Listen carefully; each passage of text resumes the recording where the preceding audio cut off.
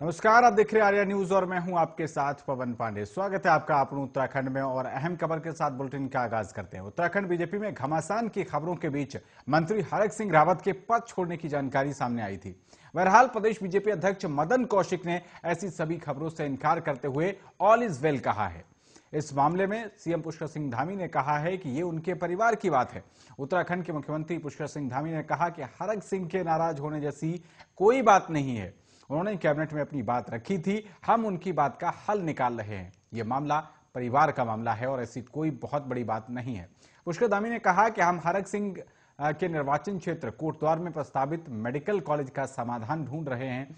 हम परियोजना के लिए बजट की घोषणा करेंगे। वहीं नाराज बताए जा रहे हरक सिंह रावत और उमेश शर्मा काऊ को सीएम पुष्कर सिंह धामी ने मना लिया है। कल रात शासकीय प्रवक्ता और कैबिनेट मंत्री सुबोध उनियाल ने भी इस बात को स्वीकार किया था कि हरक सिंह रावत कैबिनेट से नाराज होकर चले गए थे और उनकी मांग पर सरकार ने कोटद्वार मेडिकल कॉलेज के लिए 5 करोड़ रुपए की धनराशि स्वीकृत कर दी है। सुबह उमेश शर्मा काऊ ने बयान देकर बताया कि हरक सिंह रावत की कोटद्वार मेडिकल कॉलेज की बात को स्वीकार कर लिया गया है।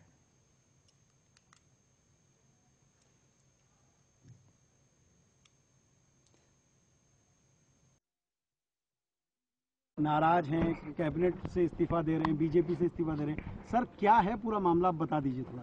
नहीं, ऐसी कोई बात नाराजगी जैसी नहीं है, आपस की बात है और कैबिनेट में उन्होंने अपनी बात रखी थी और हम लोग उसका हल निकाल रहे हैं। जो उन्होंने बात रखी है उस पर बात चल रही है। परिवार का मामला है, कोई ऐसी बहुत बड़ी बात नहीं। क्या बात थी, आप बैठक में मौजूद थे सर, क्या घटनाक्रम रहा? नहीं, जो भी उनकी बात थी हम लोगों ने उस पर, वो कोटद्वार मेडिकल कॉलेज को लेकर थी, उसमें हम लोग धनराशि जारी कर रहे हैं। सर आपको लगता नहीं कि जो नॉर्म थे उसमें तो पॉलिसी सदन में स्वास्थ्य मंत्री ने भी बताया था सर कि 2 मेडिकल कॉलेज नहीं खोल पाएंगे, लेकिन क्या अब नियमों को बदला अभी हम लोगों ने कैबिनेट में निर्णय लिया है कि कुछ धनराशि जारी करेंगे। सर क्या तो प्रेशर पॉलिटिक्स तो नहीं है सर? ये उसमें प्रेशर पॉलिटिक्स कर रहे हैं हरक सिंह। नहीं, ऐसी परिवार की बात है, परिवार में कहा है सर।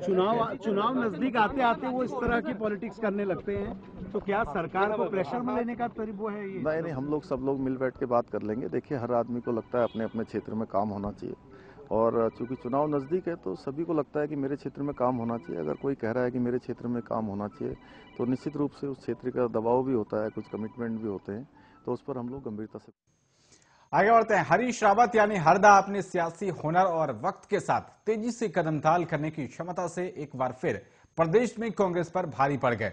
चुनावी मौसम में और मजबूत होकर उभरे हरदा के सामने पार्टी संगठन कमजोर साबित हुआ है। हालांकि अब बढ़ी हुई जिम्मेदारी के साथ हरीश रावत के सामने भी मिशन 2022 को फतेह करने के साथ साथ सभी को साथ लेकर चलने की चुनौती भी होगी। प्रदेश में जिस सत्ताधारी राजनीतिक दल यानी कि बीजेपी से कांग्रेस का मुख्य मुकाबला है, उसकी पहचान ही संगठन की शक्ति है। बीजेपी को पिछले चुनाव में मिले प्रचंड बहुमत के लिए उसकी संगठनात्मक क्षमता को भी श्रेय दिया जाता है और अगले विधानसभा चुनाव में बीजेपी को सत्ता से हटाने के लिए कांग्रेस कमर कसकर खड़ी है। लेकिन पार्टी संगठन अपने नेताओं से इतर पहचान को तरसता ही रहा है।